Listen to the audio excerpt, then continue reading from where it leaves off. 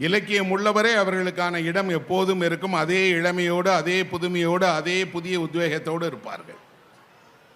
அப்படி வாரா எழுதிய பாரதி என்ற ஒரு புத்தகத்தை பற்றி தான் நான் இங்கே சொல்ல விரும்புகிறேன். வாரா என்பவர் பாரதியாரோடு நெருங்கி பழகியவர். புதுச்சேரிக்கு சென்று புதுச்சேரியில் பாரதியார் இருந்தபோது நேரே பார்த்து பழகி அவர் உடனிருந்து துணை செய்தவர். அவர் பாரதியாருடைய வாழ்க்கை வரலாறு ஒன்றை ஒரு புத்தகமாக எழுதியிருக்கிறார். அதுதான் பாரதிக்கு எழுதப்பட்ட வாழ்க்கை வரலாற்றிலே மிகச்சிறந்த புத்தகம்னு சொல்லுவேன்.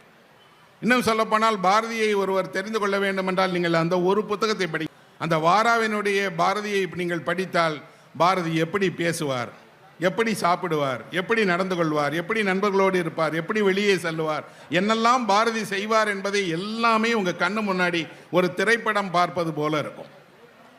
பாரதியாரை பார்ப்பதற்காக புதுச்சேரிக்கு போகிறார். பாரதியார் ஏன் புதுச்சேரியில் இருந்தார்?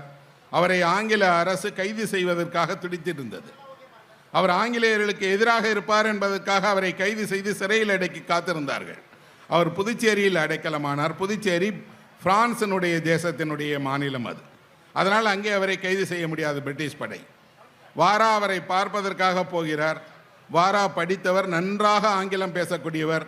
பாரதிக்கும் ஆங்கிலம் தெரியும், சமஸ்கிருதம் தெரியும், இந்தி மொழி தெரியும். இன்னும் சொல்லப்போனால் பல மொழிகளில் கற்றுத்தறிந்த பண்டிதர் தான் அவர். வாரா பார்க்க போன உடனே பாரதியிடம் ஆங்கிலத்தில் பேசத் தொடங்குகிறார். மட மட மடவட என்று ஆங்கிலத்திலேயே சொல்லுகிறார். பாரதியார் உடனே அவருடைய நண்பரை அழைத்து சொல்கிறார், ஆங்கிலத்தில் பேசுகிறார் இவர். தமிழர்கள் ஒருவரோடு ஒருவர் சந்திக்கும் போது இன்னும் எவ்வளவு காலத்துக்குத்தான் ஆங்கிலத்தில் நாம் பேசிக்கொண்டிருப்போம் அப்படின்னு கேட்குறார்.